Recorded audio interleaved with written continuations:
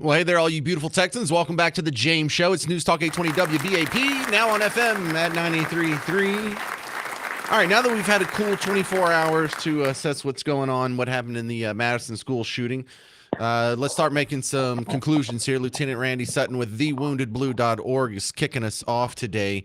What do we know now that we didn't know about this time yesterday, Randy? Well, we know quite a bit. We know that the shooter was a 15-year-old student at the school. We know that she had put social media posts out there that were very, very disturbing. I just watched a interview with the chief of police, who divulged a lot more information that they have gathered. They're being a little tight-lipped about what these social media posts contained, but they did indicate that there were very disturbing images and posts that would indicate that this individual had a connection with the Columbine shooters. That's very common. This obsession with Columbine is very common with many of these school shootings. And so the fact that he had posted about this is very disturbing.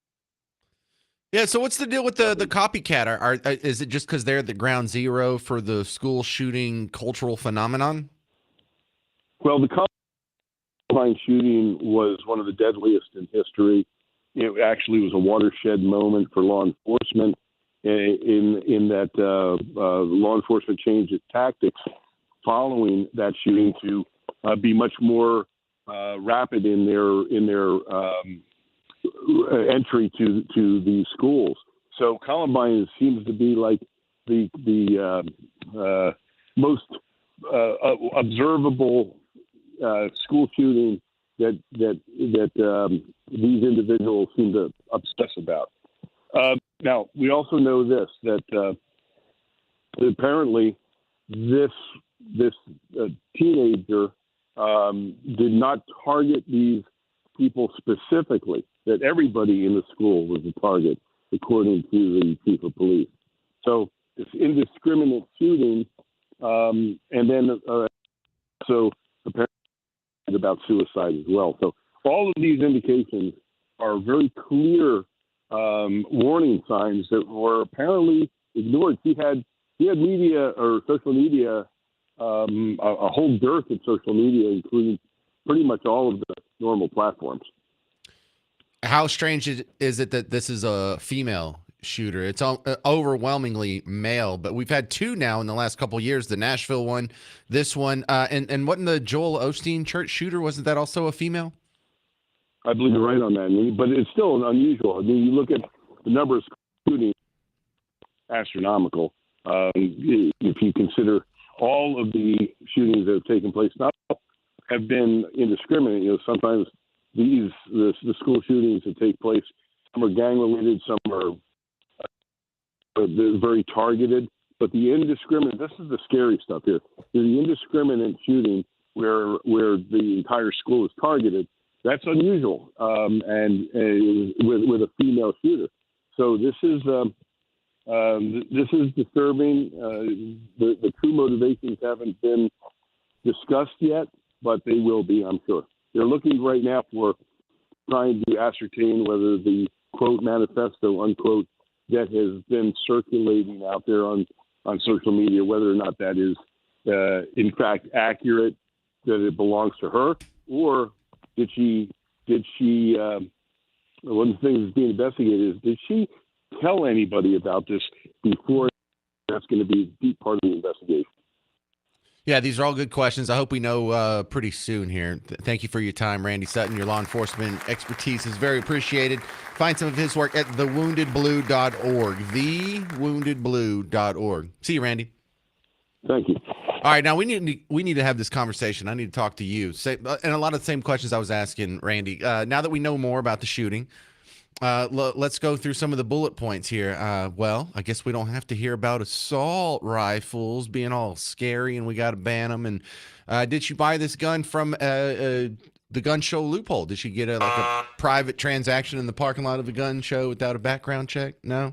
Do we have any scary words for this type of gun? No, we don't. Even though it's the type of gun that commits the majority of the murders in America. No scary genres for that. Huh. That's interesting too. Well, is it being labeled an anti-Christian attack? What's the word for that? Are we talking about the toxic traits of her gender, the toxic feminine? No, we're not talking about that. We're not going to hear about this story much longer, are we? 800-288-9227. This just doesn't fit any of the narrative's bullet points. We're probably going to be the last ones talking about it today. 800-288-9227. 800-288-9227. I would love to hear your theories. What's going on here? What was the motive, if there is one, other than someone just being crazy? We welcome all speculation, and you little private sleuths out there, I'd love to hear from you. 800-288-9227. I'm James Parker. It's The James Show. News Talk 820 WBAP, now on FM at 93.3.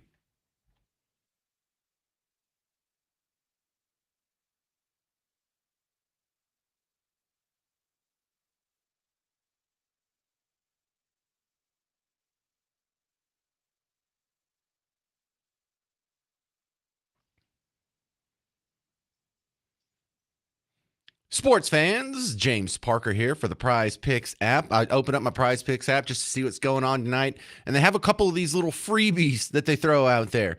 To give you an example here, for some reason they have a special on Jokic, Nikolai Jokic. Let me say that correctly, the former MVP, and his statistic is 0.5 points. So if this guy scores 1 point tomorrow against Phoenix. Or no, that's a Christmas Day special. All right, on Christmas Day, if he scores 1 point or more, boom, that's a win.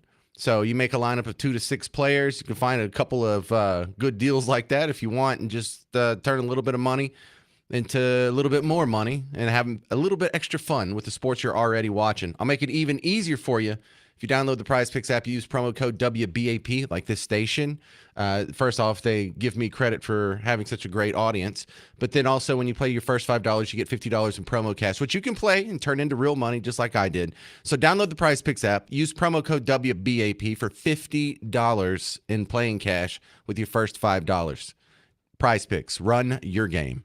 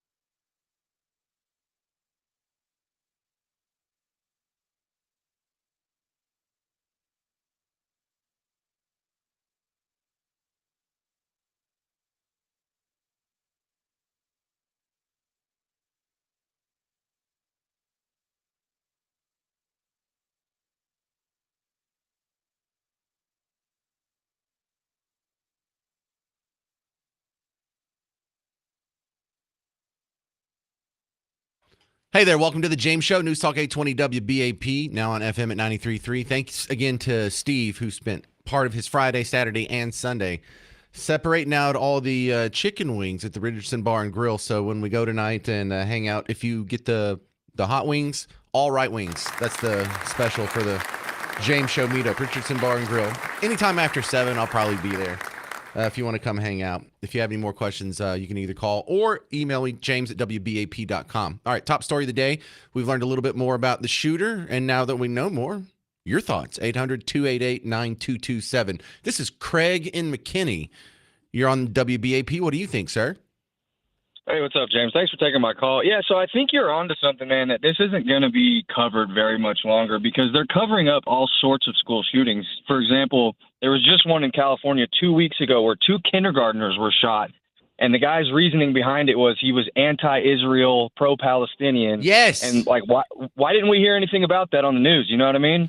Well, look, there's the common trope where how come we hear about these mass school shootings, but a mass shooting that happens in Oak Cliff doesn't make national news?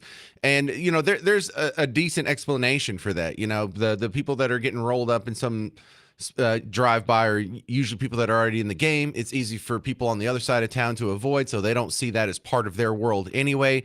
But this is so universal that, okay, I can understand why this would be appealing and compelling to any people, no matter what neighborhood you live in. But then you run into examples like you just brought up, Craig, and it's like, okay, so now the defining characteristic isn't just if it's a school shooting with innocent children in a generic neighborhood. Now you're right to be skeptical of that. And you're right that, you know, like the Nashville shooter, we didn't see the manifesto. Yeah. We didn't see the man. Yeah, I mean, if Steven Crowder hadn't had one of his listeners leak some of it, we wouldn't know anything about the Nashville shooting. And the little bit we do know, we know why they're hiding the rest of it now. Yep, if it doesn't meet their narrative, man. Well, doesn't that stink? Doesn't their narrative suck?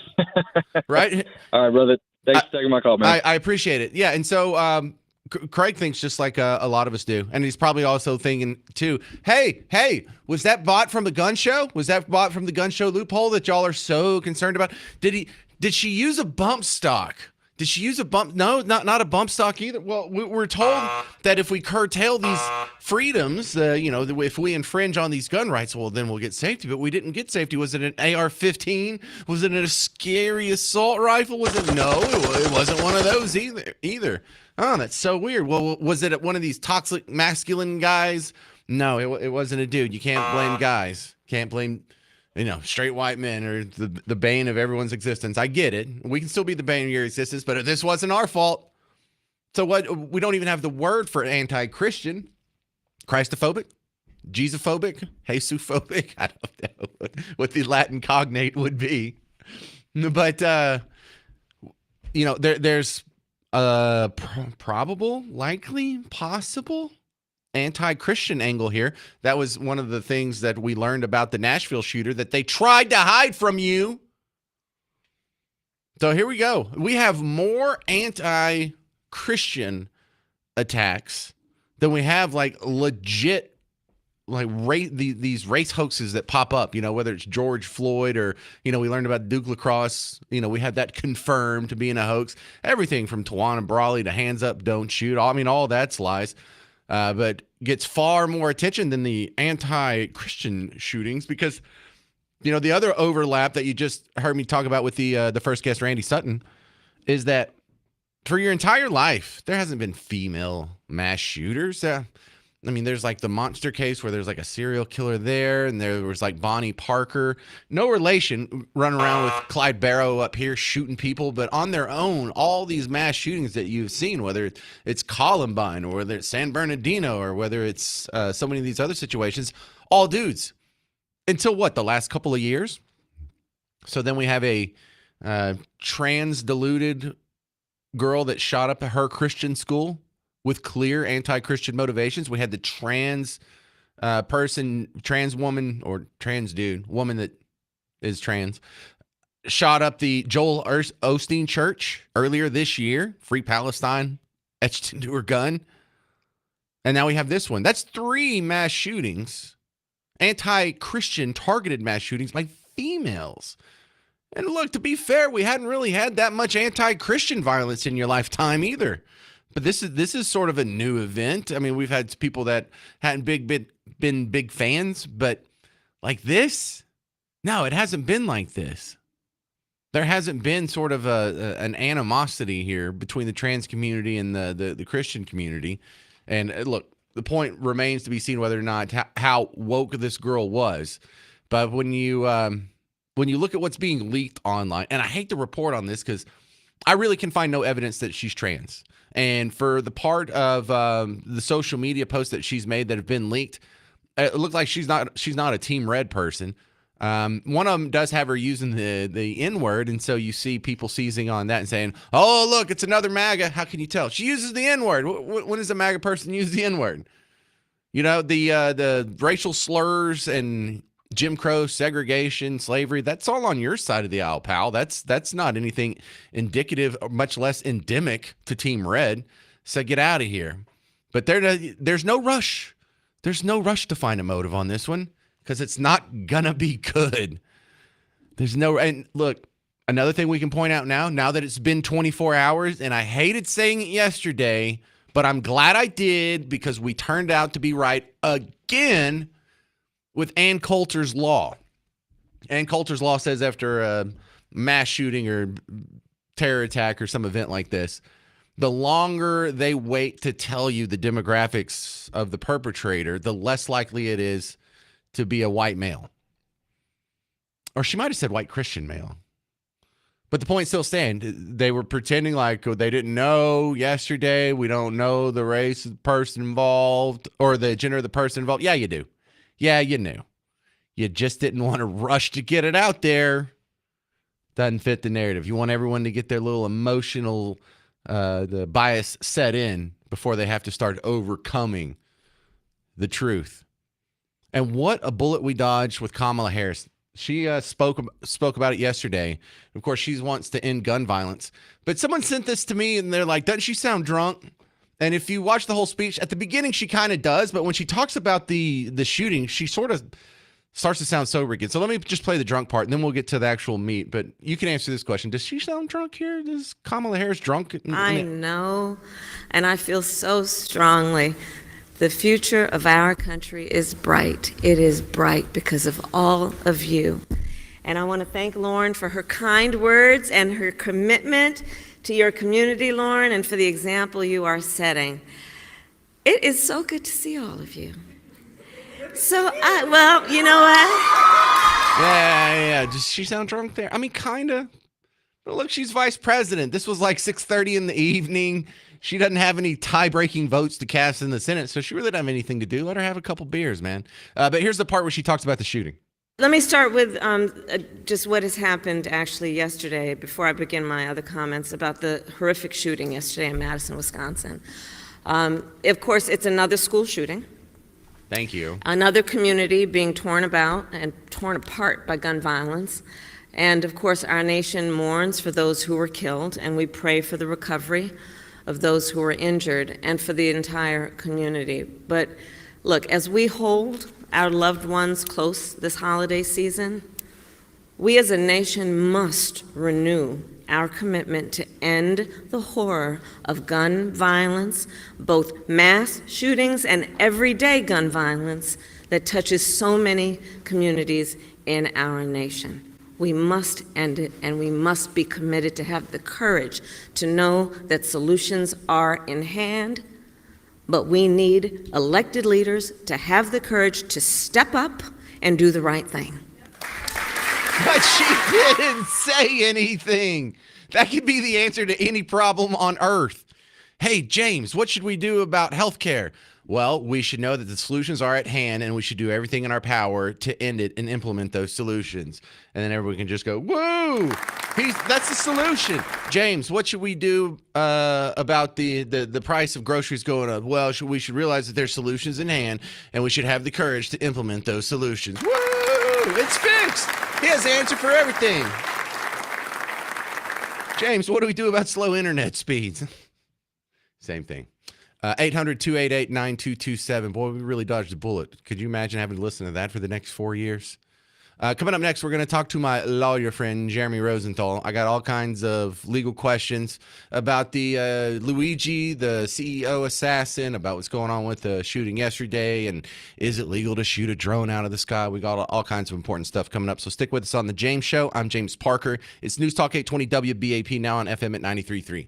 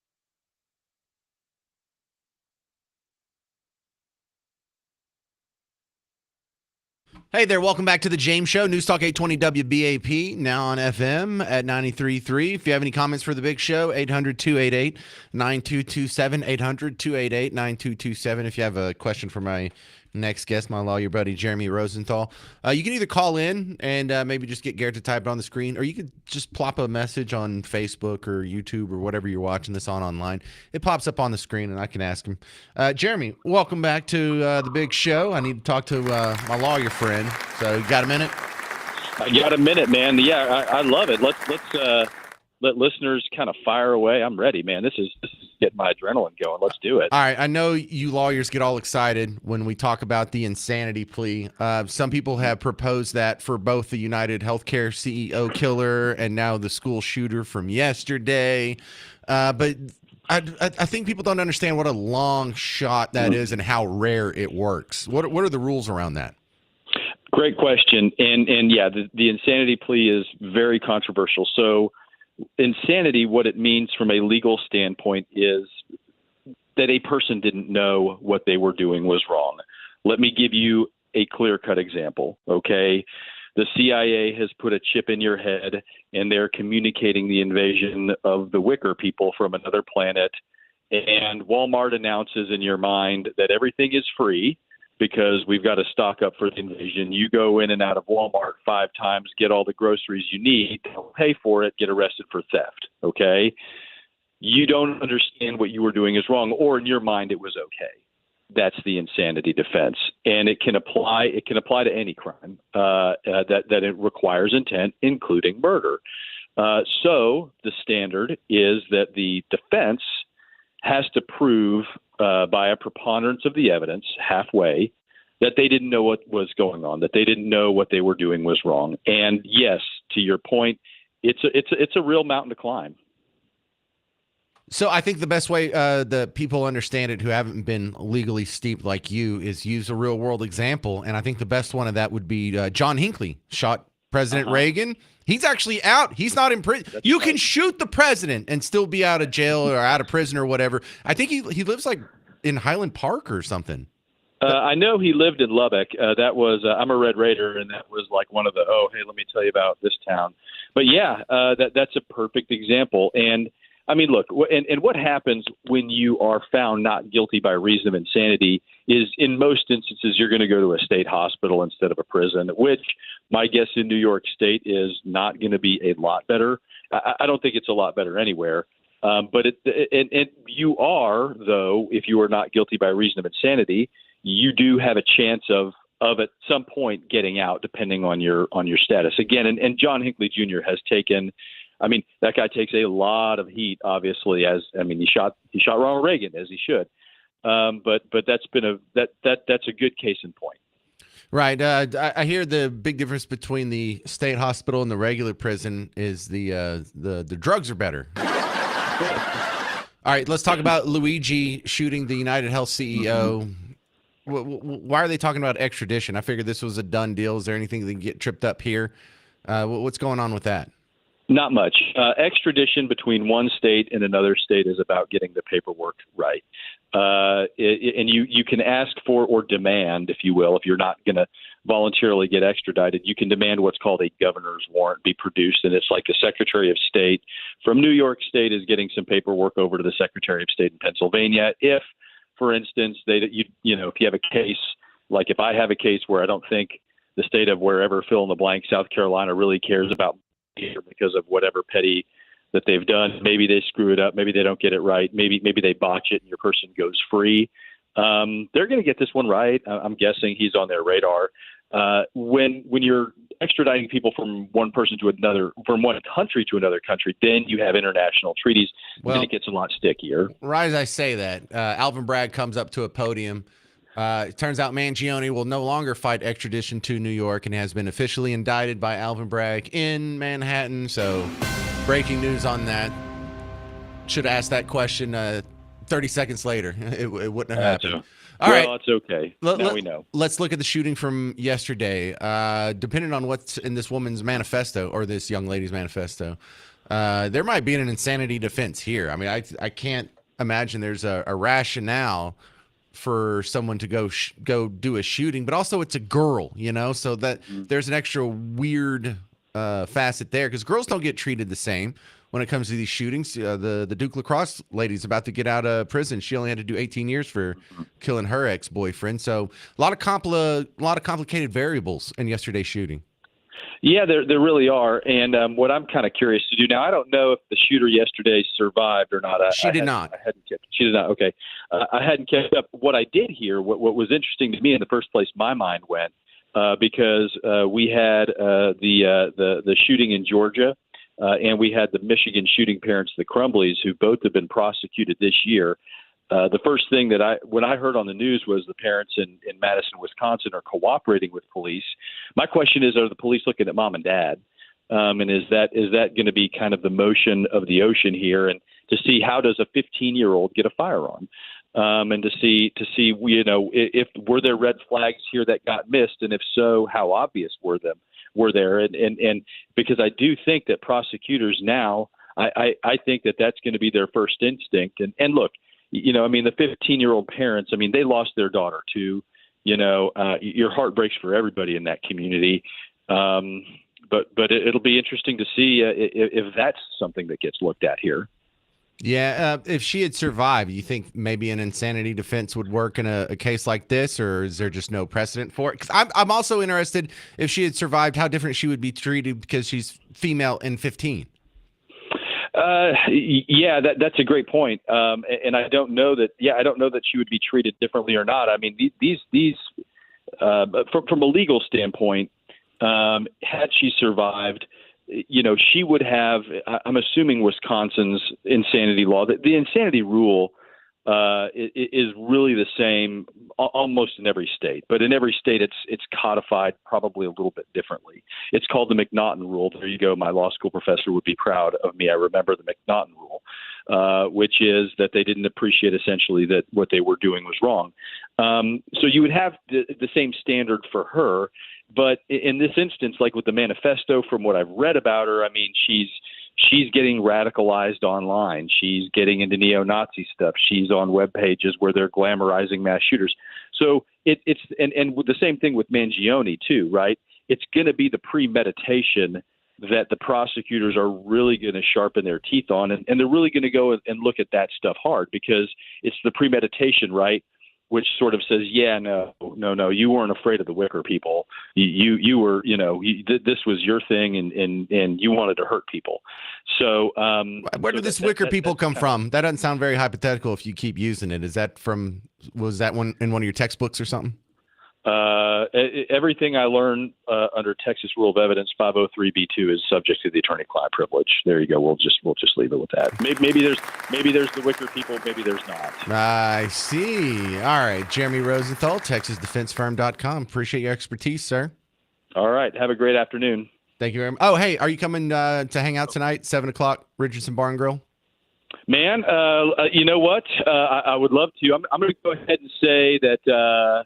You're breaking up. My wife, she's calling in. She's cutting in. I can't hear you, James. Oh, no, that's so terrible. See, you think just because I'm the guy on the radio, I have friends. I have like 4 friends. Garrett doesn't count either. All right, coming up next. Remember Taylor Lorenz? She was on MSNBC, and I think she writes for Washington Post or something like that. She told Piers Morgan that the murder of the United Healthcare CEO gave her joy. And she tried to backtrack right after that, but you've got to hear this audio coming up next. 800-288-9227. I'm James Parker. It's The James Show, News Talk 820 WBAP, now on FM at 93.3.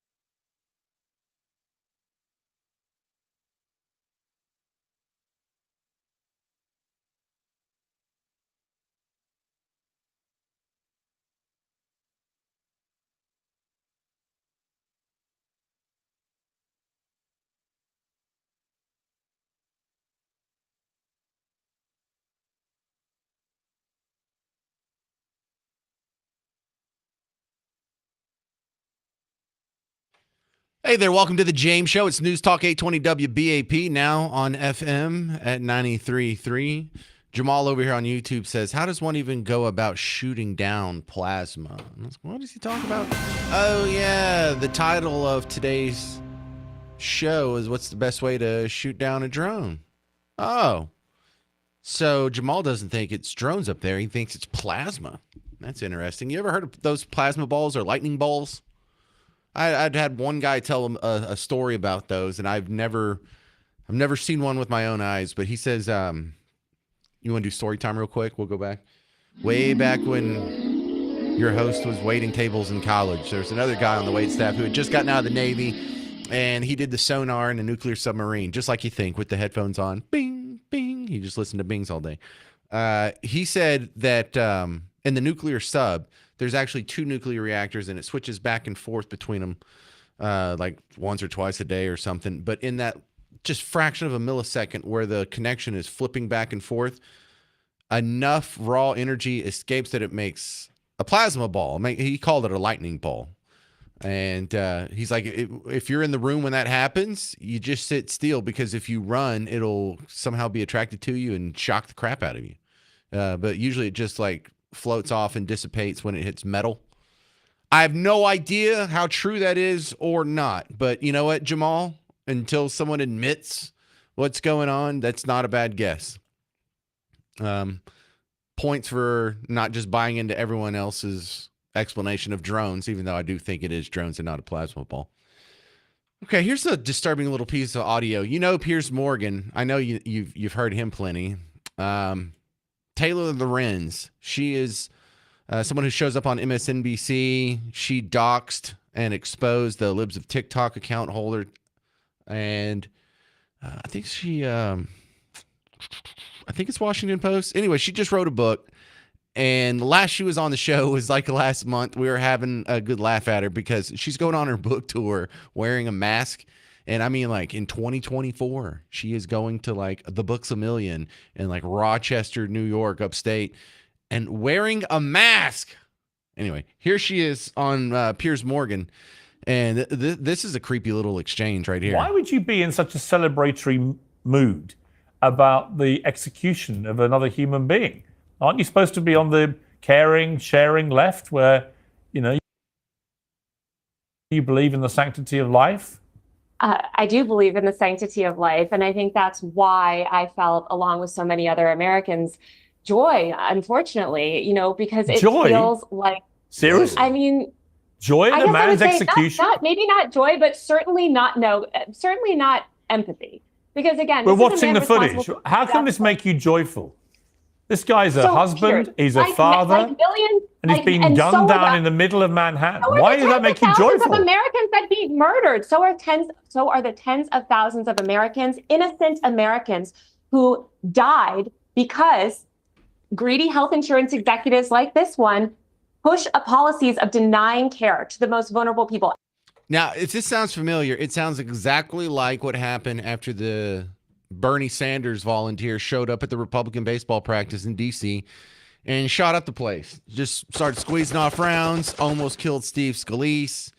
One of the responses you saw probably on your own social media from some people that you're probably related to was like, well, what can you expect? You have a party, and they were trying to repeal Obamacare at the time. They're trying to take healthcare away from 32 million people, and you know, what do you expect a guy to do? You know, yeah, maybe he's a little insane, but you know, maybe you should think about that. Well, no, Taylor, that doesn't make it okay. And denying a claim on someone's insurance, if that's akin to murder, then go arrest the guy and charge him with a crime.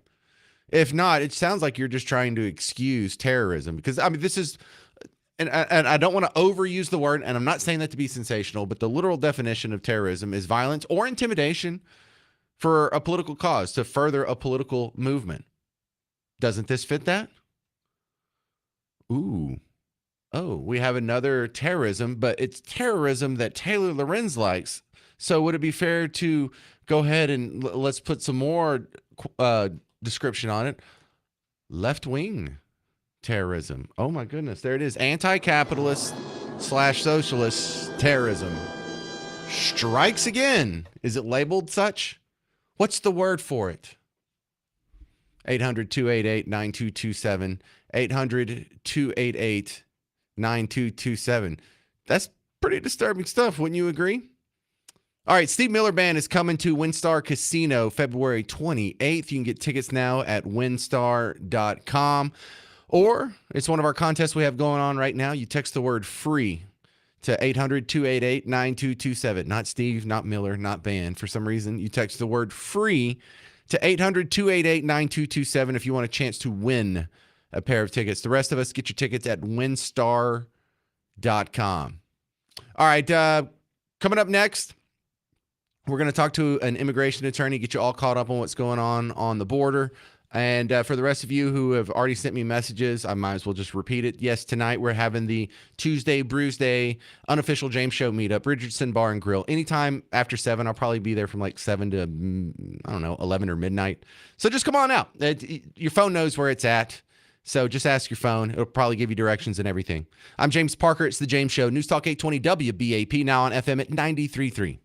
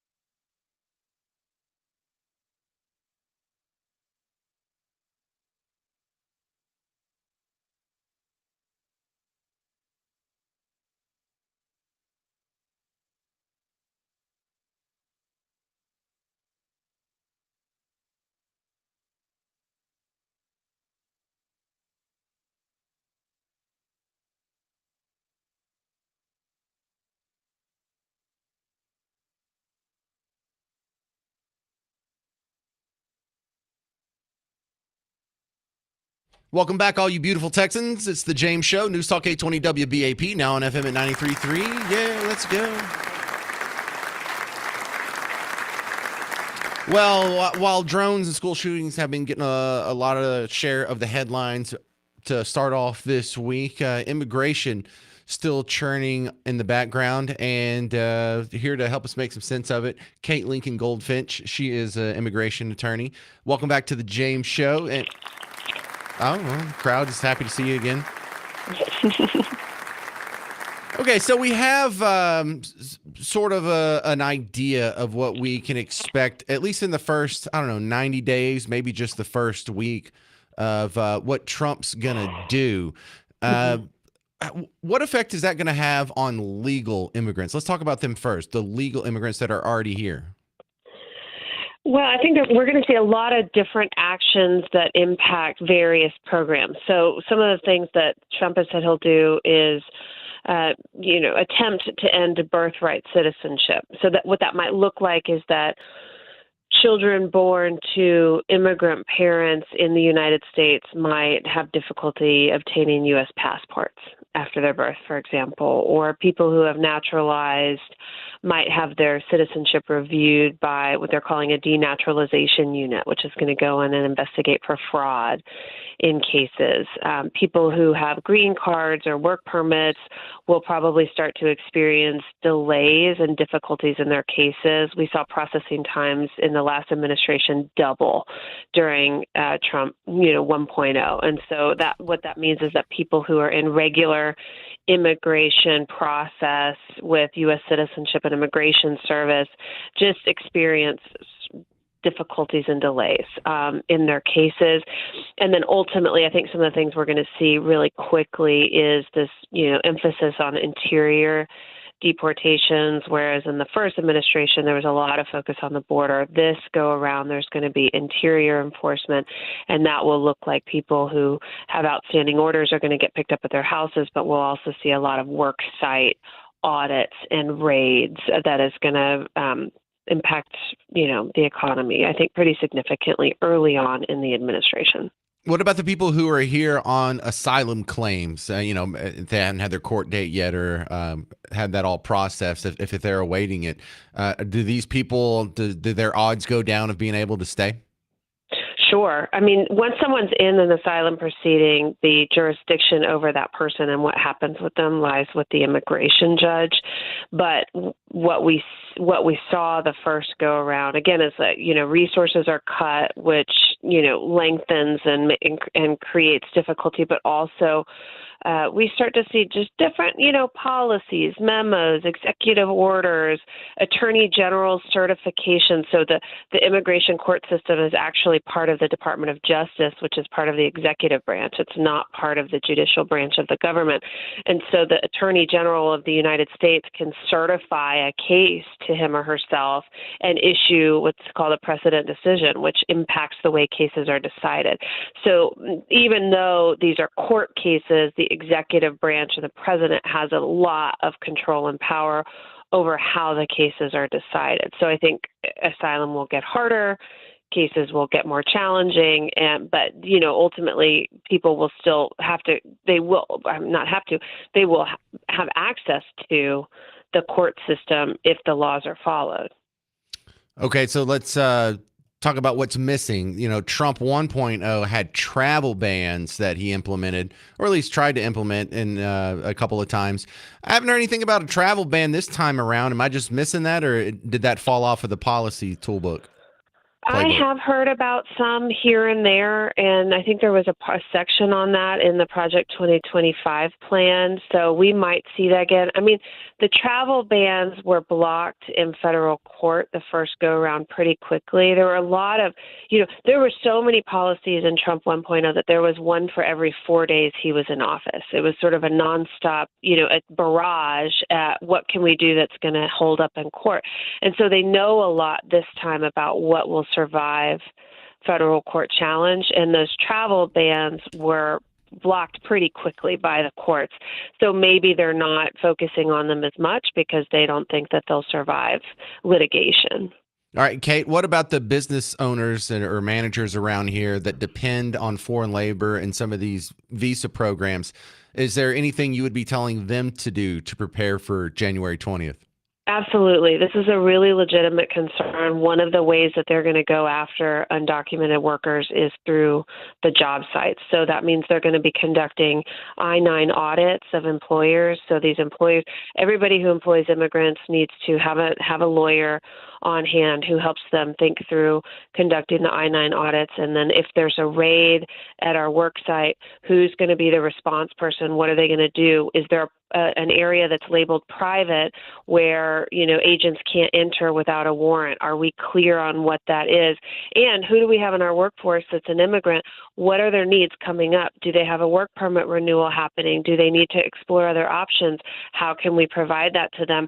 So being proactive and protective and thinking through this. I mean, this is the thing I tell employers and families in times like these is do not wait for the emergency moment to decide what you're going to do. Have a plan in place, because when, an undocumented mom is pulled over at the side of the road and her kids are in the back seat and she's getting detained, that is not the moment for her to figure out who she's going to call and who has authorization to take care of those kids.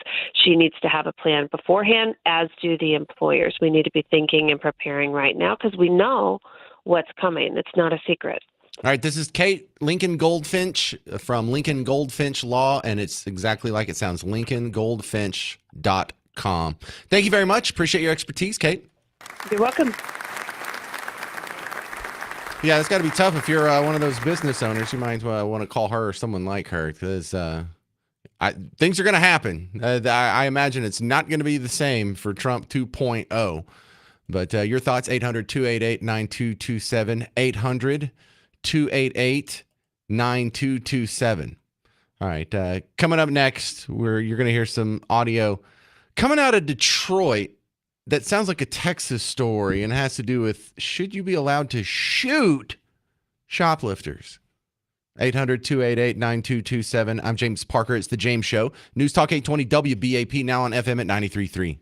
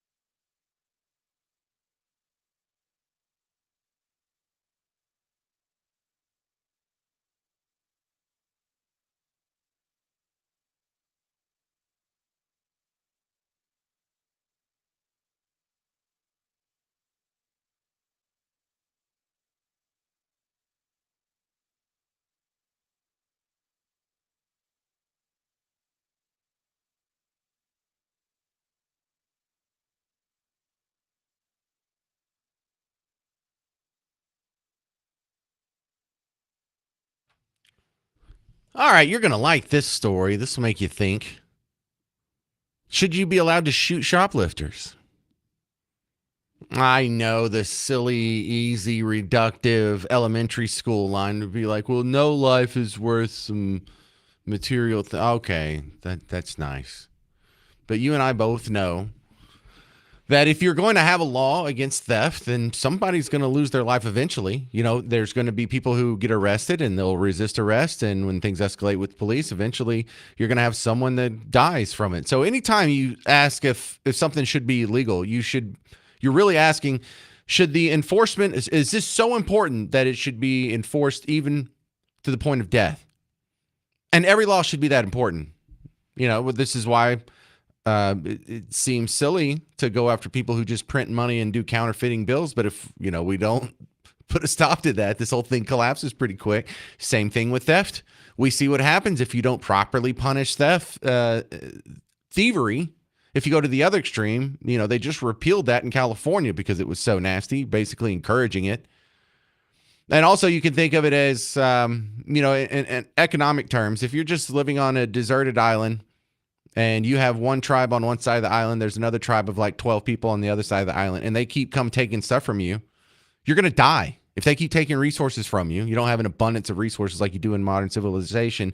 You can easily make a straight line connection between private property rights and life or death. Private property rights should be life or death. So for me, philosophically speaking, absolutely you should be able to shoot shoplifters. Now, if I had a store, I wouldn't be so quick to shoot them.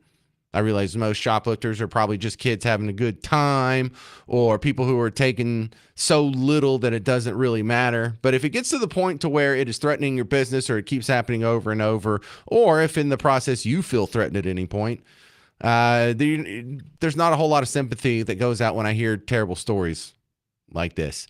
So we go to Detroit. This is from Metro Detroit News. And what you'll hear first is there is a Detroit police officer, and it must be like 2 degrees there because there's like smoke coming out of his mouth when he talks, and he's wearing like a giant heavy coat. I just forget some people live on the ice moon of Hoth while we're rolling around at 75 degrees in December. And then it's going to cut to 2 city council ladies.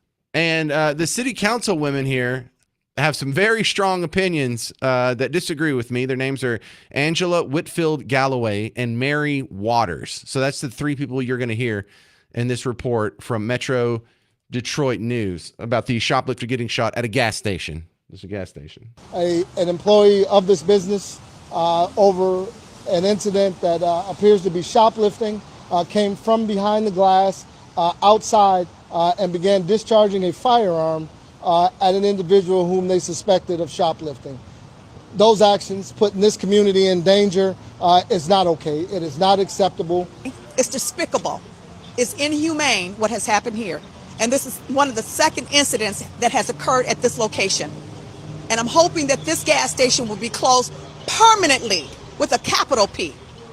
Because to chase someone down and shoot at them because allegedly they stole something. I understand it was a bag of chips.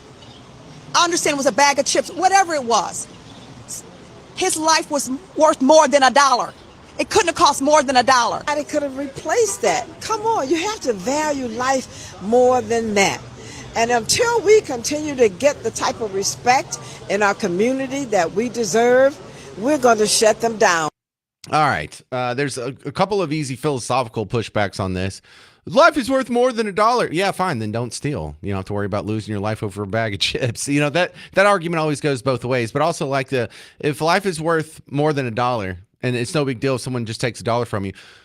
Mary Waters, why don't you go empty out your savings account, put it all in cash, and then we'll just stack it up on a table in your front yard, and everybody can come by and just take $1. Now, pretty soon you will be flat broke, and your life will be ruined, right? And if denying someone a claim, their ability to pay for a medical treatment is akin to murder, then taking resources is akin to murder.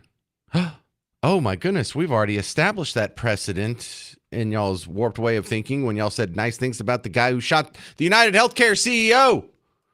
Remember, you were just told last week that denying someone's ability to pay for their medical coverage is akin to murder. You just heard Taylor Lorenz say that earlier in the show. That's why it brought her joy. Of course he got shot. He's killing all these other tens of thousands, if not millions of people with what? Denying them resources. Well, what do shoplifters do? What do thieves do? So should you be able to shoot someone shoplifting? 800-288-9227. If you have any experience with this or something to add, 800-288-9227. I'd really like to hear from the people who disagree. You shouldn't be able to legally shoot shoplifters. Now, there's also the fun reaction here that Angela Whitfield Galloway had. This gas station should be closed forever. Well, why don't you just fire the one guy that did it? And if everyone else thinks the way you do, can't we still have the gas station? Can we still just leave it open? It has to be shut forever. That's it. We're gonna just knock over the building brick by brick and salt the earth that it stood on. There can never be a gas station. What if we get the guy? What if he? Okay, what if you said it was an alleged shoplifting? Okay, what if he really did shoot an innocent person? Fine, arrest that guy, send him to jail for murder. And we'll hire another guy. Can we leave the gas station open? I don't understand how cutting off the supply of gasoline at this location is going to fix anything or be some sort of justice or retribution for the wrongs that were previously committed. Do we do that for any other business? Has someone shot a bank robber and Angela Whitfield Galloway shows up? She's like, that's it. We got to close this bank. This bank never needs to be. Silly arguments. Childish arguments. And the empathy only seems to go one way. The empathy wasn't for the United Healthcare CEO. He has a wife and kids, and their life is ruined. They're going to have an empty chair at Christmas. The empathy was with the people who were sick, and United Healthcare denied them claims. Okay, look, fine. Admit that you have empathy for one side, but not the other side. And then over here, you have empathy for the thief, but not for the business that is getting robbed. You have empathy for the guy that is taking from society and make it harder for people who are doing the right thing to feed their family. And you're punishing the guy who's trying to enforce what we all agree are the laws of a civil society.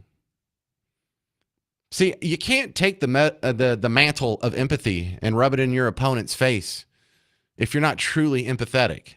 If you're selectively empathetic, well, now you're just weaponizing people's emotions and trying to paint your political opposition as heartless. Why? Because probably you don't have the philosophical argument won otherwise. 800-288-9227. 800-288-9227. Here's what I think. I think when you punish these criminals, you come out and you have people like this who show empathy for the criminal. But the criminals act primarily in their own neighborhood. So where's the empathy for the people that they're victimizing? This isn't the only one crime that they've ever committed in their entire life. I don't think it's much of a stretch to imagine they've shoplifted from other places. Who do you think's hurt by that? Even if you think that you're rushing to support your tribe, even if you think, I imagine there's a bit of a racial motivation coming from these ladies. Well, what about the people they're stealing from? You don't have empathy for them? They're probably the same race. The selective empathy is really weird because now you're not even selectively empathetic towards your own race or toward the black race. It's just the criminals within it. You're not supporting the business owners. You didn't care in Ferguson and Kenosha and all the places where they were having riots about all the businesses that were getting burnt down and torched and all the lives that were being ruined and all the life savings. Yeah, I see that. Anyway. Shooting shoplifters. I know it sounds extreme. It is extreme. But you do this a few more times, have this in the news a little bit more frequently. It doesn't have to happen every day. I bet you shoplifting goes down. 800-288-9227. 800-288-9227. Coming up next, Dr. Matt Chalmers. He's a healthy living expert. And we're going to talk about whether or not processed foods really are the reason why so many people are overweight. Because I'm skeptical. I'm James Parker. It's The James Show. News Talk 820 WBAP, now on FM at 93.3.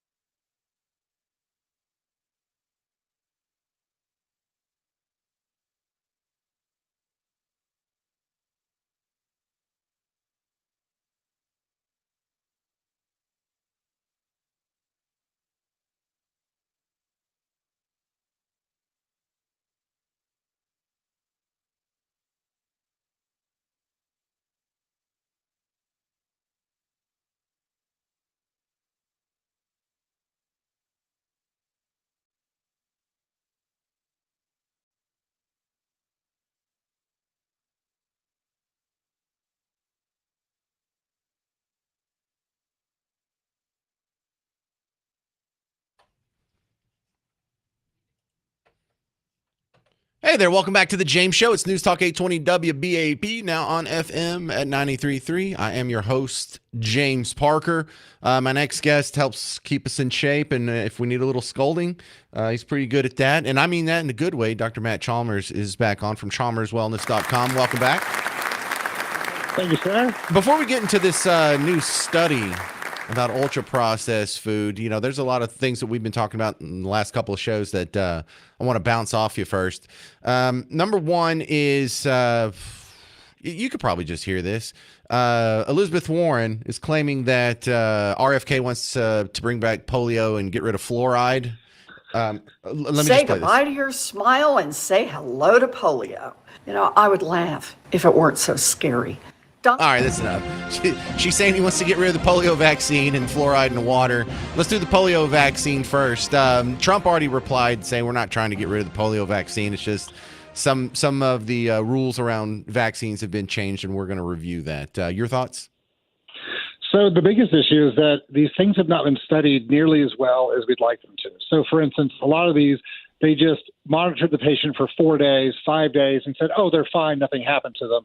And they were also very small studies. And so what we're asking for, what RFK is asking for, is to go back to like a double-blind clinical study and be like, no, we want to look at this for 5 years with 1,000 people, like a real study, and really do the research. And if they're great, let's make sure everybody gets them.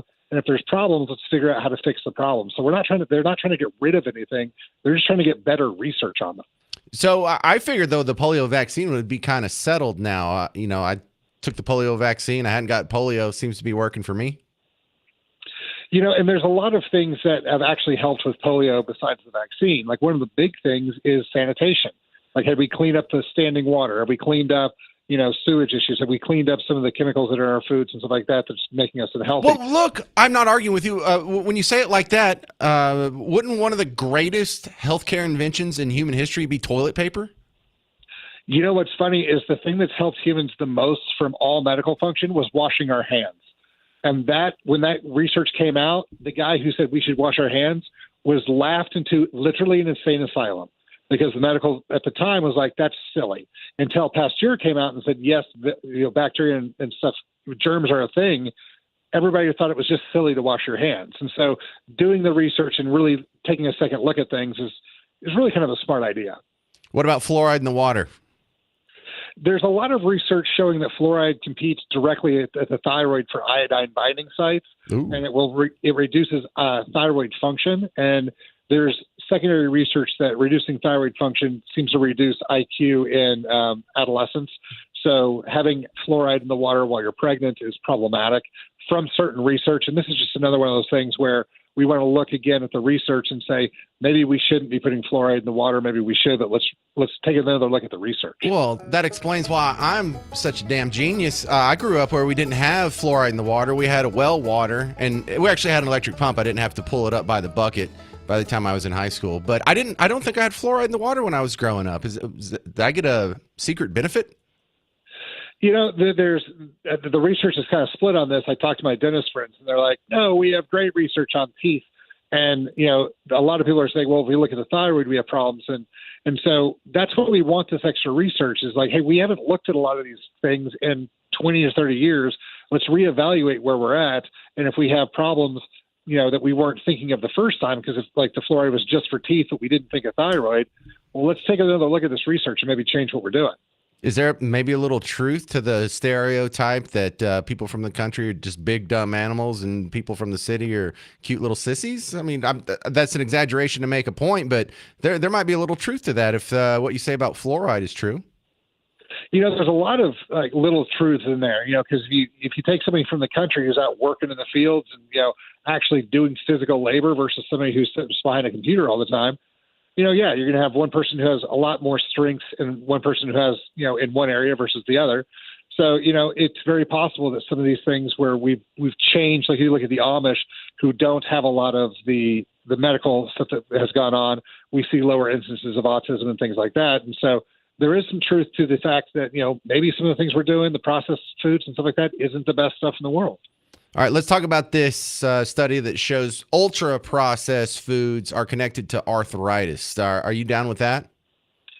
Oh yeah. So there's a lot of the chemicals that are in ultra processed foods, and so for people to, if we're asking what is an ultra processed food, a lot of the cereals, anything that comes in a box that can sit on a shelf for 2-3 weeks or a month, those are the ultra processed stuff. And the chemicals that are in those that keep it from breaking down, it's hard for our gut bacteria to break it down as well. So it creates inflammation and it creates a number of different problems in the gut. And as a lot of people are starting to find out, the gut has a giant amount of health benefits to everything we do. Well, that's why I've been working on getting my gut as big as possible. It's just for health reasons, Matt. What about my pushback on, I think some of the lessons we've learned from Ozempic and Mounjaro and all these semaglutides is that these people are losing weight, not because they're not eating processed foods or they're not eating gluten or high fructose corn syrup or whatever the preservative scary term of the week is. They're just eating less of it. And so I think one of the lessons is it's not what you eat, it's the fact that you're eating with a shovel is the problem. You know, overeating is a giant issue. And one of the things that with these ultra processed foods is that it actually increases addiction function and it increases the amount that we're actually eating. It'll shut off the satiety so that we don't feel full and we continue to eat. And that's one of the big problems that we have with these ultra processed foods. Satiety. That's a new, from the root word satiate, I imagine. I've just never heard it used like that before. Well done. All right. ChalmersWellness.com is his website. I'm going to put him on the spot real quick and ask him if he's coming out to the James Show meetup at Richardson Bar and Grill tonight. Just, yeah, send me an email on it and I might be able to show up and say hi to everybody. All right. Well, put him on the spot. That was a very polite no, I think, but we'll take it. 800-288-9227.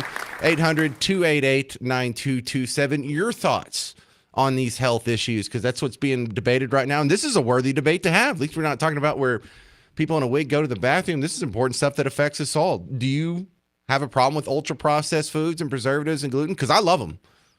800-288-9227. 800-288-9227.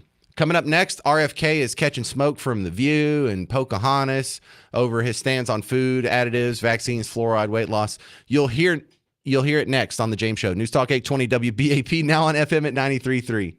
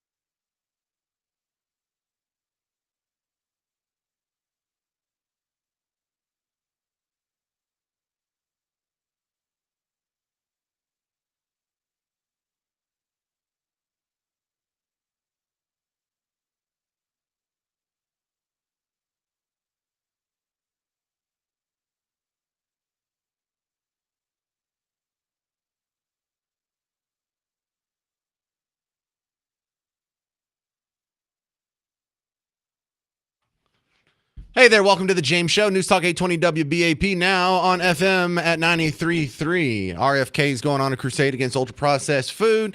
He's saying some concerning things to some people about vaccines, and they want to study getting fluoride out of the water. And with this whole flurry of healthcare news, we're just trying to assess it all. What do you think? 800-288-9227. Let's ask Catherine in Dallas. You're on WBAP. What do you think? I am thrilled that he's going to be attacking this issue because I think it is definitely a health crisis. I am someone that suffers from autoimmune diseases and has for over 20 years. And I met up with a nutritionist many, many years ago. Like I said, it was like 20 years ago. And one of the first questions she asked me was, do you drink a lot of water? And I said, yes, of course, thinking that was the right answer. And she said, what about, is it tap water? And I said, yes. And she just went, oh, stop.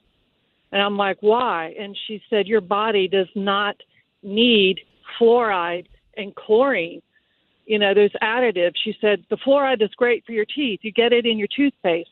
Drinking it does not give you added benefits, but it does harm your body. And she told me then, too, that it definitely affects the thyroid. But, all the additives now, they're putting in the wheat, the corn. There's a high percentage of the population, almost 50%, that cannot synthesize that, and the body starts attacking it. And when you start attacking, that's what brings on inflammation and will wear down the body. Okay, but my body handles it just fine. How about we leave? That may be you. Okay, yeah, you. but we don't need to. If you're not, we're getting now to where we're almost half the population. All you have to do is look at the broad spectrum of the Americans. You compare it to the rest of the world. You see what health issues they have, what we have compared to what they suffer from as far as being, obesity and illnesses. What is your answer when I say Ozempic disproves that processed foods are the problem? Because I've seen people lose 100. Well, hang on, let me explain myself.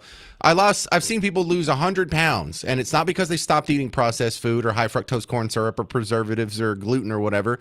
They ate the exact same foods. They just ate less of it. And so if ultra processed, yes, the weight makes you healthy. Losing weight is a positive for you, but does it eliminate all your other issues though? It eliminates the fat. But that may not be. That's not the illness. Well, I'm not saying it's going to cure every ailment you have, but I'm saying the impediment to weight loss isn't the fact that you're eating processed foods. It's that you're eating so much of them. It proves that it's not just it's part of it, but for other people that it does affect the cells differently. Cells react differently to it. They hold water. They swell. They do things that they shouldn't do because it isn't natural. Okay. And you don't know how to deal with that. So as long as you're okay with just discouraging people from eating it and not trying to ban ultra processed foods, me and you can live in the same world. But whenever you start saying, well, this is bad, so I don't think people should have access to it, that's the only place that I have a problem with it. I think we agree on everything else. Well, I don't think all the preservatives and everything do us any benefits at all. I do think there's they keep a lot my food that from we rotting. Don't know about, and like I said, all you have to do is compare our health with Europe, even per se, and I do think it's interesting. Every time I go to Europe and I eat whatever I want over there, and I don't, hold back because I'm there and I'm going to enjoy it, I lose weight. I come back home, I could never eat like that over here. And my brother that lives in Europe and his family, every time they come over, they say the same thing. We go home and we have to go on a strict diet because they always gain when they come to the U.S., even if they're eating very similar foods. All right. Thank you very much. This is Catherine in Dallas. I appreciate your time. Thanks for calling in. Thank you. Let's see what Pocahontas has to say. She's not a big fan of RFK's new health care initiatives. Say goodbye to your smile and say hello to polio. I would laugh if it weren't so scary. Donald Trump just picked RFK Jr. to lead the Department of Health and Human Services.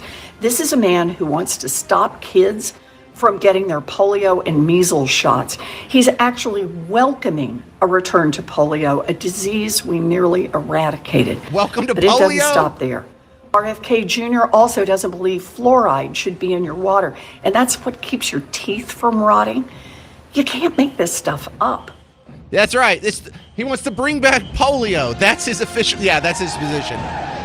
There's all Elizabeth Warren's tribe coming. Don't at me, guys. You know, I don't think RFK is pro polio. I don't think he's angling for a polio comeback. I don't think anybody's pro polio. I don't think anybody on planet Earth. There's not like a Bond villain out there that's pro polio. So not only is she saying something that's not true, it's like doesn't even exist. That's like, I think RFK secretly unicorn. Well, you can think that if you want, but you sound kind of silly. Nobody's pro polio. We don't want kids limping around. We don't want people in wheelchairs. No one is pro polio. Okay, it's just silly. And if you have the right argument, if the other side is so wrong, why do you have to twist what they say? Because actually, I'm kind of I'm a pro-vaccine guy, but I recognize the fact that some of the technology has changed in these vaccines, and that's one of the reasons why they like jacked up the cost and they jacked up the delivery method. And for some of these, it's not the same vaccine that you and I got when we were kids. And is there mRNA stuff in that one? You know, there's legit questions to be asked. But when you ask a question about it and the response is, "Well, say goodbye to your smile and get ready for polio," well, you're not a serious person. And this comes from the guy that's playing the Indian attack. When I'm telling you you're not a serious person, you might want to just reevaluate your whole life. Coming up next, we're going to talk to the crazy gun dealer, Kenny Frazier. You hear his commercials on WBAP. That might be him in the background right there. I'm going to ask him, what are the best guns to take down drones? Because that's, if we see drones in Texas, we know what to do. Start shooting them, right? So we'll ask him about that next. Also, you can help Salad and Go and Cumulus make the holidays bright for a child in need by donating to Cumulus Kids. Donate $100 or more at WBAP.com, and you'll be entered into a drawing to win an autographed football from Deion Sanders and Micah Parsons, or Keith Urban tickets. Well, you can keep the Keith Urban tickets. I would like an autographed football from Deion Sanders or Micah Parsons. So join Salad and Go. Donate now, WBAP.com on the homepage. It's in the little rotator where the headlines are. Look for Cumulus Kids. And thank you to Salad and Go for making that happen. I'm James Parker. It's The James Show. News Talk 820 WBAP, now on FM at 93.3.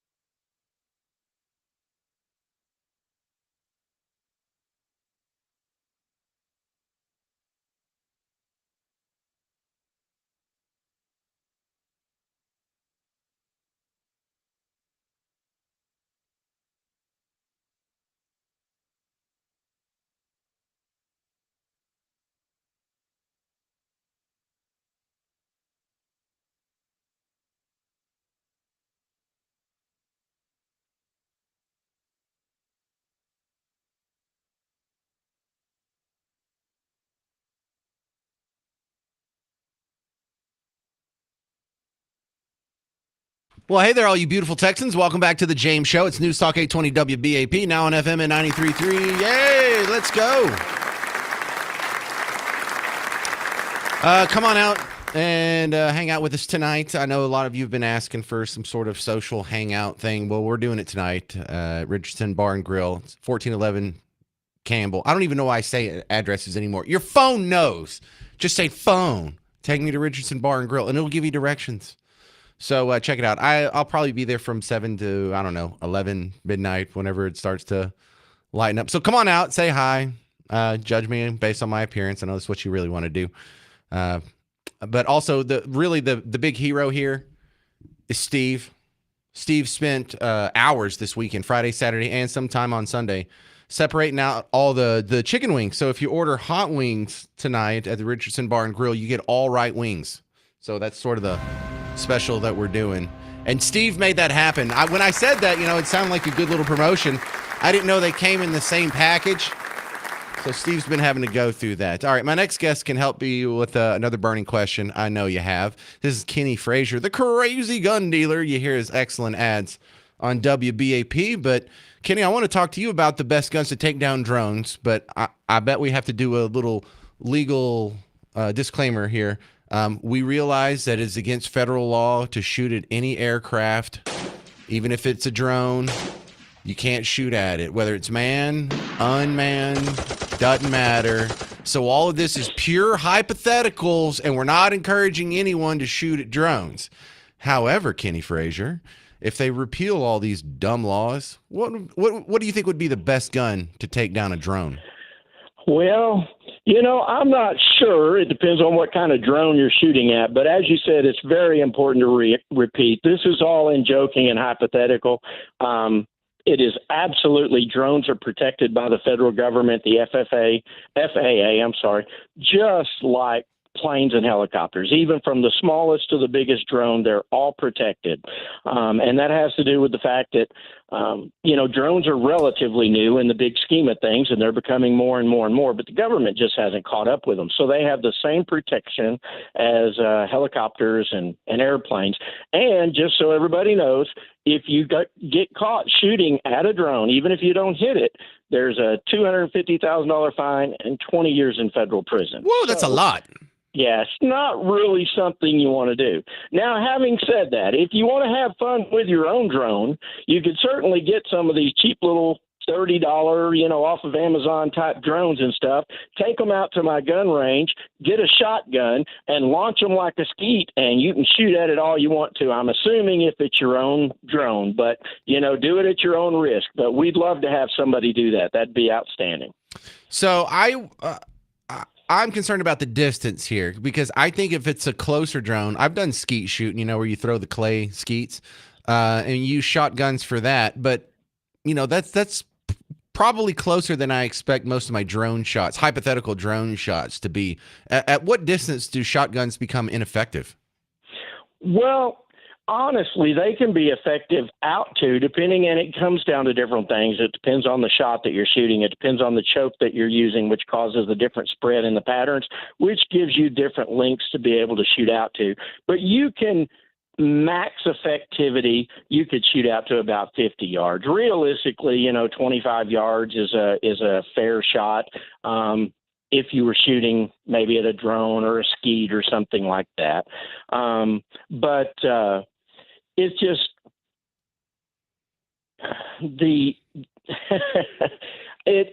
I don't know that you could hit one unless you were Annie Oakley with anything other than a shotgun. It would be a hope and a prayer to hit a drone or any flying bird or something like that with just a bullet versus shot. Right. So you think regular birdshot could take down a standard toy drone? If it was just a toy drone, yeah, I'm sure you could shoot it with 7.5, 8, just your typical skeet shots, your typical bird shot. I don't think it's going to take much to take one down. So if you were to use a hunting rifle or to try and just honest to God sniper these things out, what would you recommend for that? Well, I really don't think that you could. It would pretty much have to be in a constant hover so that you could hit it. And then you're still shooting a rifle up at an angle in the air. So you really need to know where you're at and where you're shooting. It's just not going to be safe to do that anywhere, anytime, even if we're talking hypotheticals. I wouldn't recommend any rifle shooting up in the air.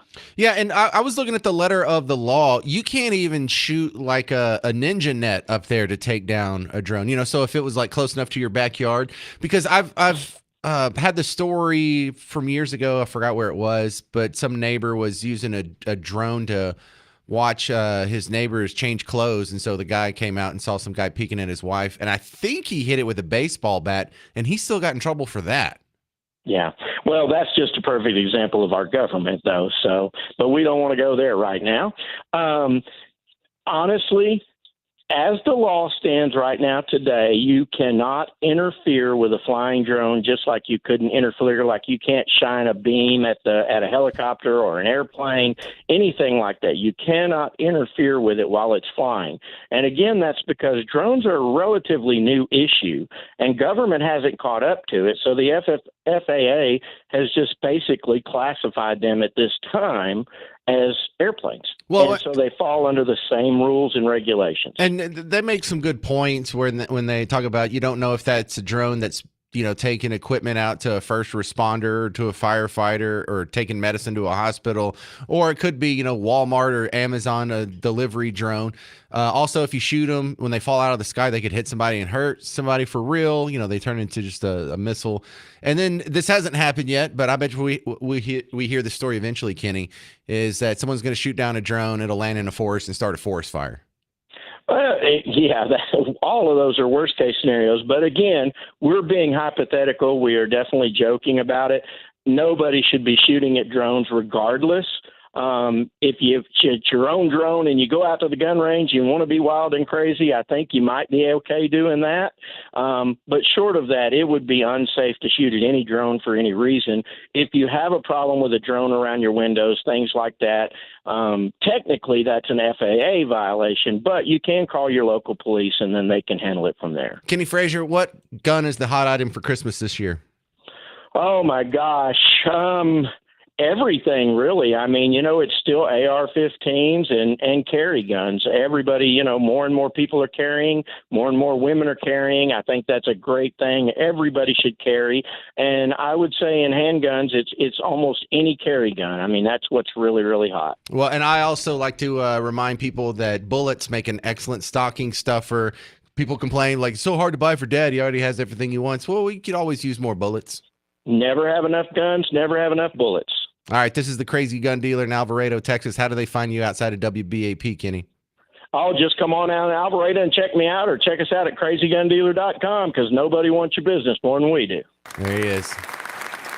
Been dying to do that segment for like a week now. We just had to work it into the schedule. Because first thing I thought when I saw all these drone stories is like, y'all don't have one idiot? Y'all don't have one idiot in your town that's shooting at these things? Because I know it's illegal, and I wouldn't encourage any of y'all to do it. And I know people in the WBAP audience, they're way too smart and law-abiding to do something that crazy. But there's some idiot out there that's got to be shooting these things down.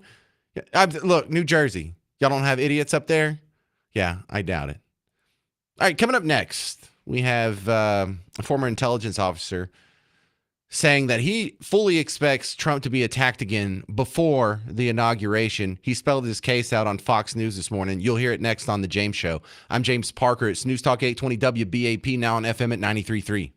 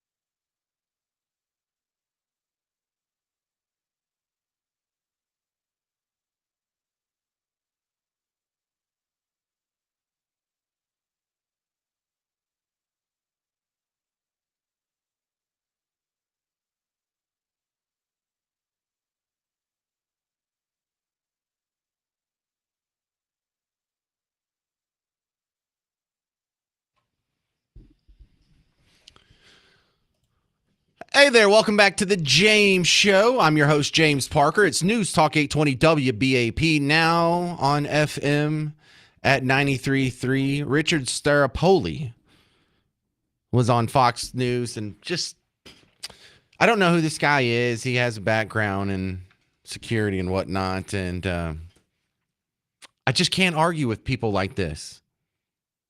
I don't want to believe it, but I feel really naive to dismiss this. And the question is, do you expect Trump to be attacked again?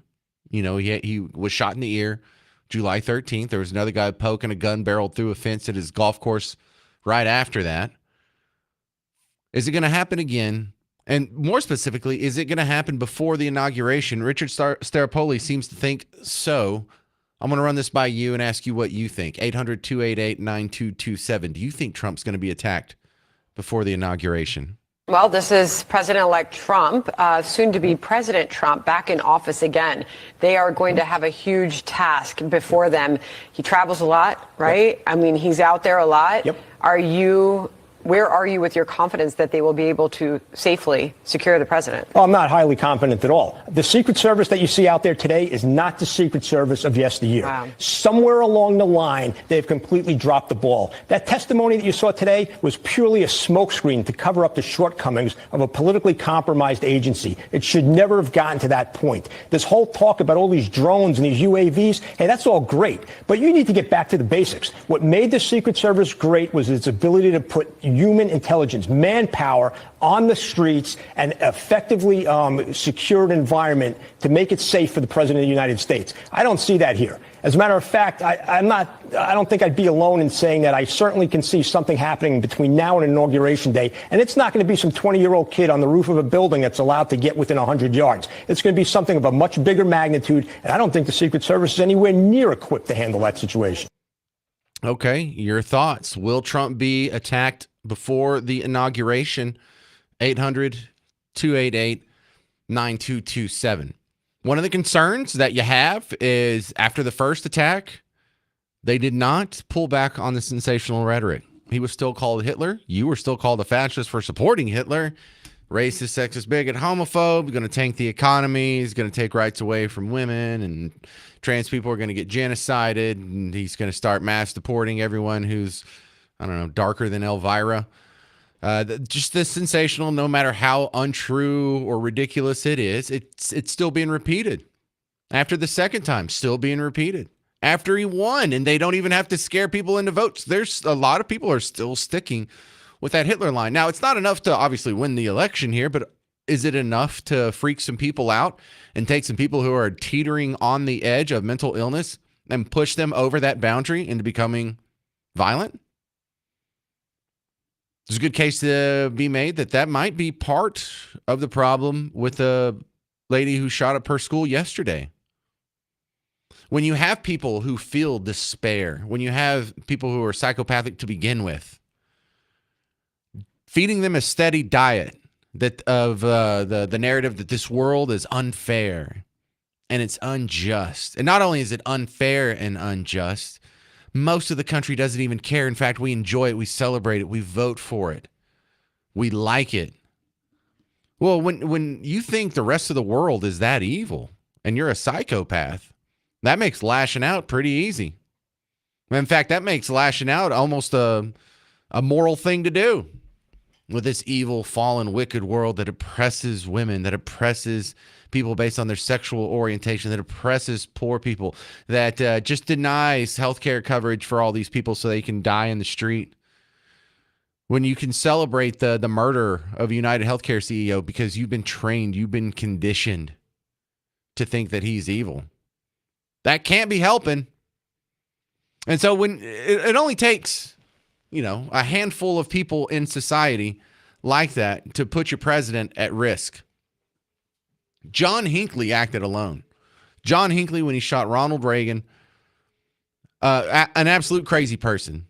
In fact, it came up with Jeremy Rosenthal earlier in the show, if you missed it. He actually got the insanity defense, and probably rightfully so, because he wasn't shooting at the president because the president's a fascist or literally Hitler or he's saving the world or he's saving women's abortion rights or whatever. He was doing it to get the attention of Jodie Foster, And not only is that a bad way to get the attention of someone that you would, like to be involved with romantically, it also doesn't really help that she's gay. It's probably a bigger impediment, John.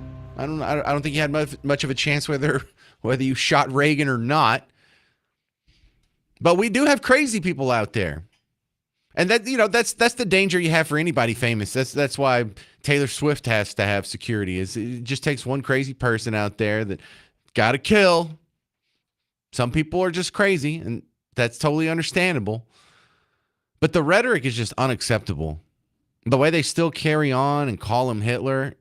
If you think Trump isn't going to be attacked again, I think you're being naive.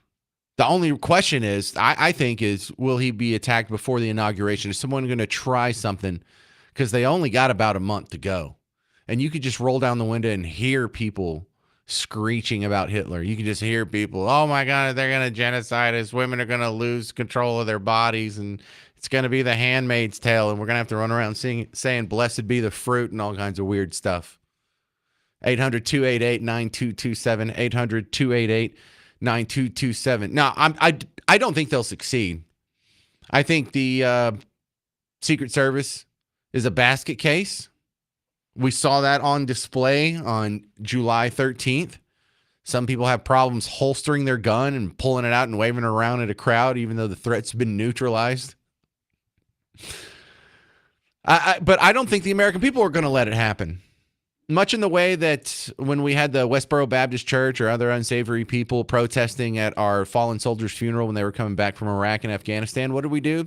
The American people stood up and we just made a line. We just made a wall, a human shield between the undesirables and the people that we were wishing to protect.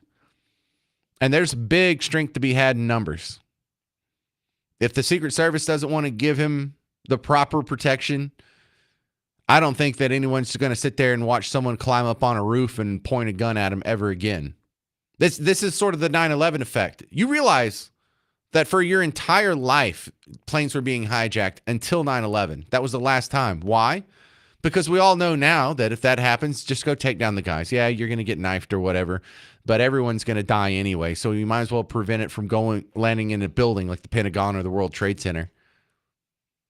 And so that horrible phenomenon ended when all of the people in society decided we're not going to put up with that anymore. Same reason no one says the N-word, whether it's on TV or in print or in a book or in a newspaper article or on a website. And it's not, no one made it illegal. No one goes to jail for it. We all just decided that's just something we're not going to do anymore. And I think Trump's safety is kind of along those lines. But I do want to have it said that someone's going to try. All it takes is one crazy person, and we have a few million of them. Luckily, they've identified themselves by either coloring their hair or shaving it all off. But mark my words, if it happens again, I want you to call in and be like, Parker, you were right. They tried again.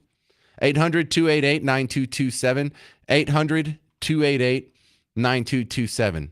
Coming up next, there's a report that shows a lot of colleges are teaching and encouraging students to become social media influencers.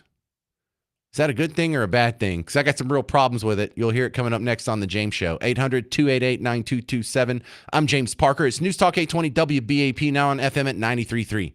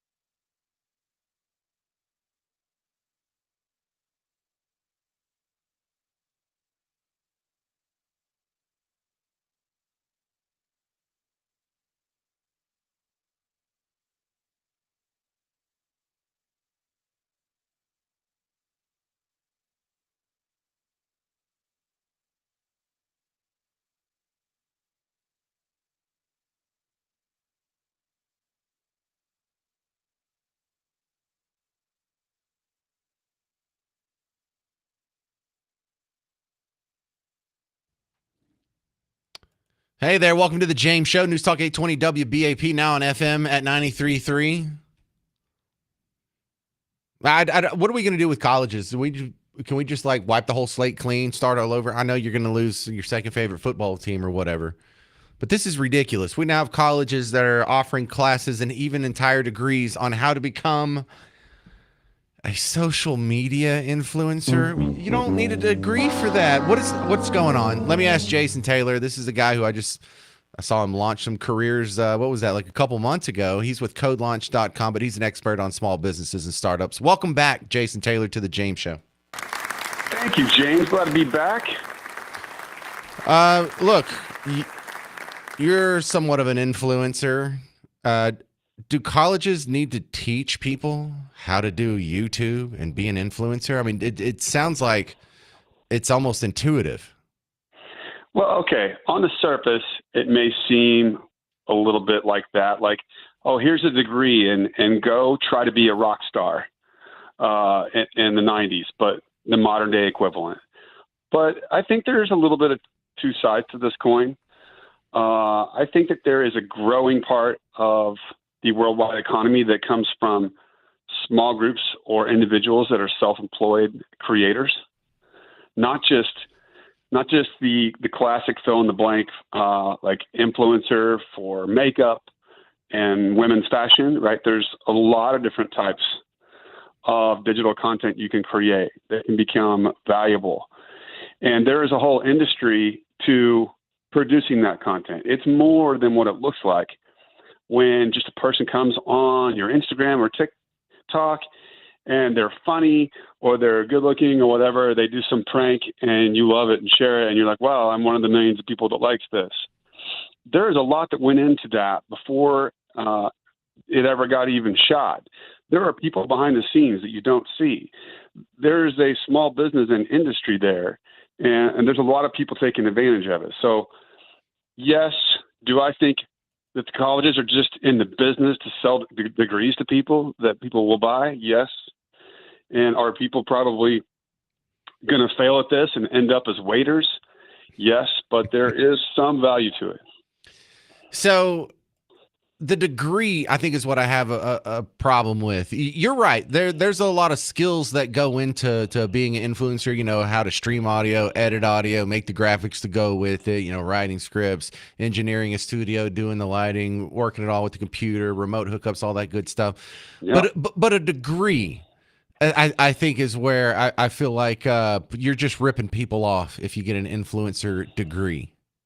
Well, I don't disagree. I think that, you know, a degree in something like creative arts and entertainment. So that's a degree that I know a little bit about that they offer at the University of Texas. And I think the degree in creative arts and entertainment means you could be a professional in the film industry, maybe even in the radio industry, or maybe you end up producing content for an influencer or documentaries or who knows what. That kind of like can fill in that blank. So it does feel a little gimmicky. If colleges are just offering how to be an influencer as a degree, it feels like they're just trying to find people to pay the administrative staff more money. Well, and don't think this is just something crazy that's going on in, you know, evil old Seattle or, you know, even worse, New York City, James. New York City! University of Texas at San Antonio has a degree in being a digital social media influencer. Okay. Here's where I try and be self-aware. Am I being the old guy that's like, oh, new technology, it's I don't understand it, so I don't like it.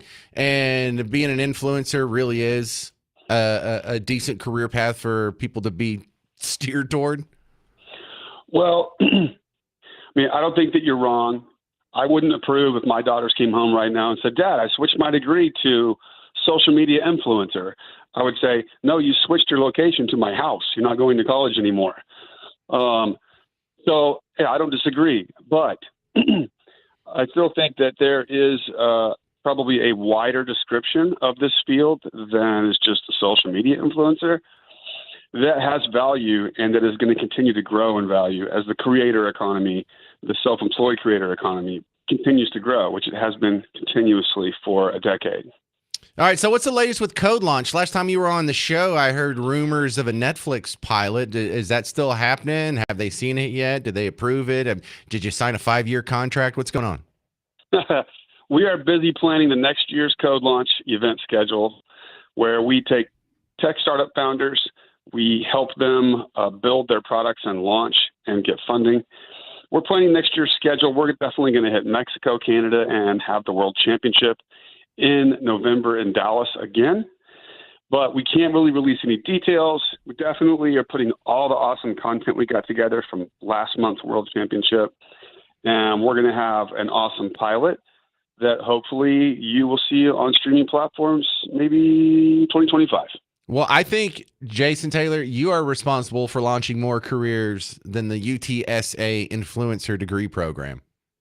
Well, definitely we help people launch their businesses and get funding, but we don't really give away degrees or launch, career paths, so to speak. We more like help tech founders who already have a career and help them through like entrepreneurism. Yeah, for those of you who aren't familiar with his work, he has a program where they take tech startups and they do sort of a Shark Tank show with it.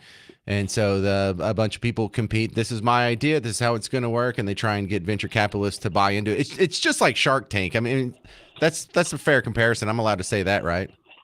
I think we call it the next generation in venturetainment. And we definitely think it's a lot of fun. It's like a live Shark Tank for tech startup founders and everybody who supports entrepreneurism and self-determination and conscious capitalism. And it's all brought to you by our parent company, Adam Proving.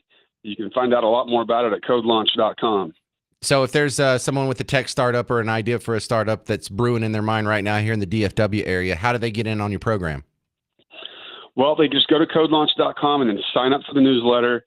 Go follow our social media. We're at Code Launch on almost everywhere. And then all you got to do is watch for our announcement. We're working on it every day, trying to lock in the venues and the dates. And I'm actually pitching it tomorrow morning at 9:15. So we're coming soon with our schedule. All right. Well, good luck with all that, Jason Taylor. Thanks for being back on the James Show. You're welcome, James. Talk to you soon. All right. I think you might be coming out to the Richardson Bar and Grill tonight, 7 o'clock. If you want to hang out with us, we're just doing a little social meetup. It's not an official station event. We're not going to have the promo table there with giveaways or anything. I'm not going to sing a song or play guitar or anything. We're just hanging out. Richardson Bar and Grill at 7 o'clock. Coming up next, Rob Schneider's talking about his new media venture. He's coming up with what seems to be a challenge to The View. All right. You'll hear from him next on The James Show. I'm James Parker. It's News Talk 820 WBAP, now on FM at 93.3.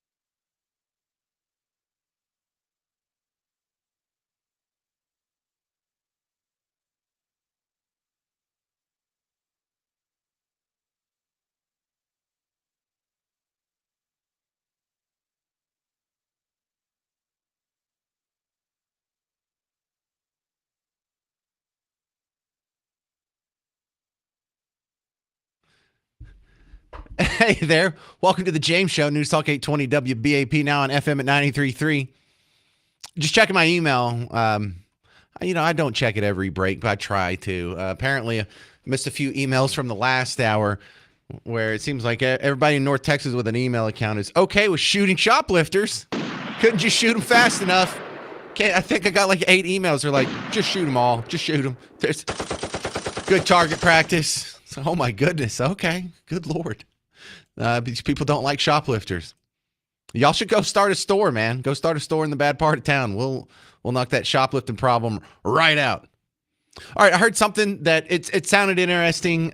I wanted to run it by you, give you something to think about too. Rob Schneider, you know him. He was great on Saturday Night Live, making copies. And then he did some questionable movies. What was the one where The Animal and then Deuce Bigelow and all that fun stuff? You Can Do It and The Waterboy. That guy, yeah. Elle King is his daughter. Did you know that? He was on Fox this morning, and he announced that he's going to have a new media company, and he's going to come up with some shows to take on the likes of The View. Okay, the big announcement. What's happening? Well, No Apologies Media, my new company, we're going to do a all-ladies talk show that won't be like The View. Is it the opposite of The View? It could be, but we're just going to do a show that it'll be the opposite because this will be entertaining. Okay. It'll be funny. Yeah. We'll have funny women on it. They're going to tell jokes and have funny stories and health and wellness. Is the idea to go after The View at the same time slot? Are you going, it's a competitor? We're going to compete with them, yeah. I don't know if it's the same time slot. We're not going to announce who's doing the show yet, but that's what's happening now, and it's official. So now we're moving ahead. Give us a timeline. January, we're going to start shooting shows before the inauguration. Are you talking to people? Are you talking to famous people, women that you like? Yes, we have a lot of women we like, and it's household names, and you're going to love it. It's going to be fun. It's going to be a funny show. Not going to be like drowning people in politics. It's not going to be shaming people and making people wince. I like the sound of all that because I've always thought The View was a great idea in the fact that you had Barbara Walters, who was sort of the news, the gravitas at the table, and she was surrounded by comedians. That seemed to be what the point was at the beginning. Let's have Joy Behar, who I know she's not very funny now, but you'll slap yourself in the face if you go back and check out some of her stand-up from 20 years ago or 30 years ago. She's a funny stand-up. She's just not funny in her old age when she has to talk about politics and she just gets mad and angry. No, she's funny. Whoopi Goldberg's funny. I don't know if you've seen her stand it before. Hilarious. But wokeism, leftism, liberalism, whatever, politics really sucks the fun out of so many people. And that kind of lets you know when you're on the wrong side. If your worldview is making you miserable, you might be subscribing to the wrong worldview. Now, the show itself, The View, isn't fatally flawed. The idea, the premise is all right. Let's just have some ladies sit down and talk. And it doesn't bother me that it's all ladies. That I like to hear from a table that is uninterrupted by men and see what the ladies are thinking out there. I like listening to my wife talk to her friends. It's just a little bit different. Sometimes you learn something. Sometimes you roll your eyes. Sometimes it's just cute to hear how they think. But what if you put different people in those seats? Because the other thing The View did is they always had like the token host that was the sort of newsy person, was Barbara Walters at the beginning. They worked themselves from not being a political show into being a political show where it's usually 4 on Team Blue and then 1 fake Team Red member. And I don't want to say fake necessarily. Anna Navarro, who's supposedly the Team Red, definitely fake. Meghan McCain was just kind of a squish. More of a neocon, kind of had the same belief system as her dad, which isn't a bad thing. It's just there's not one staunch person who believes what you believe on that show ever.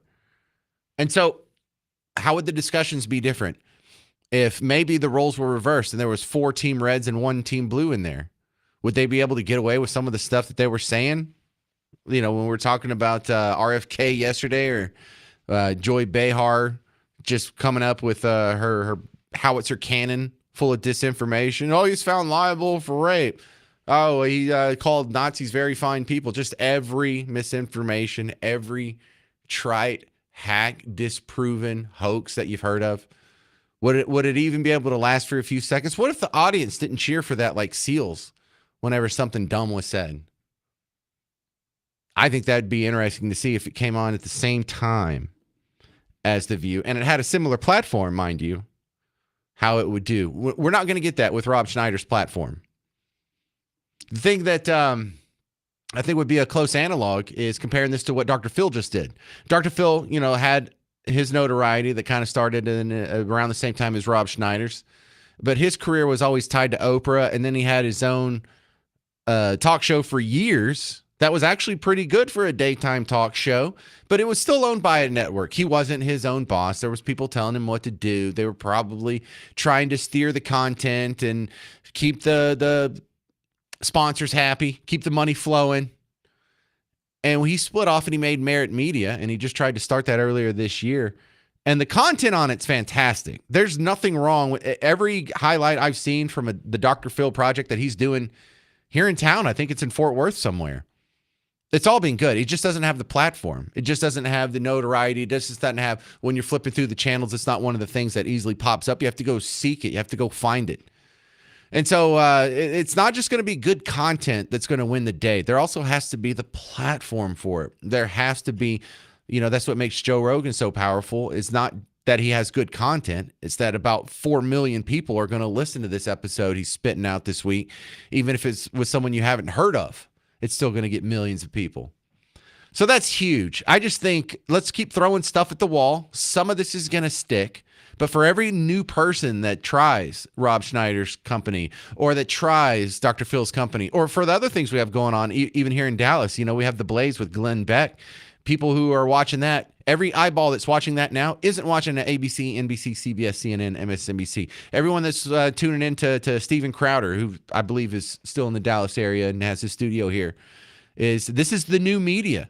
This is what's taken over. And it's not necessarily that Steven Crowder and Glenn Beck and Dr. Phil are now behemoths that can match the size and the might and the power and the reach of ABC, NBC, CBS.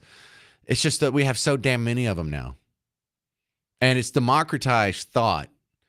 And every little eyeball that is taken away from the old media and pointed at this new media, it's a win.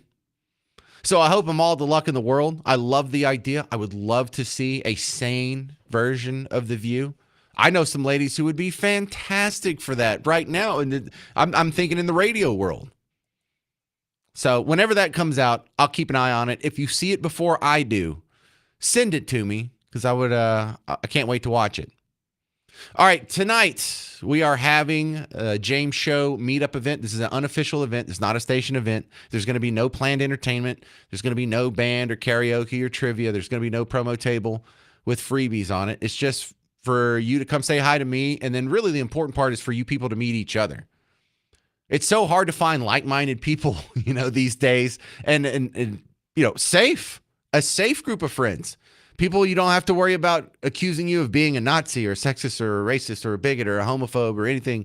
We're just going to go out and we're going to tell inappropriate jokes and we're going to say some improper, out-of-date terms, and we're all just going to have a good laugh about it, have a few drinks. So no pressure here. Come be yourself. Dress as nice or as sloppy as you want. And we'll just come judge each other based on our appearance. Richardson Bar and Grill. I just want to reiterate, thank you to Steve for separating out all the wings over the weekend. So if you buy the hot wings, that's the James Show special. Buy the hot wings at Richardson Bar and Grill tonight. All right wings.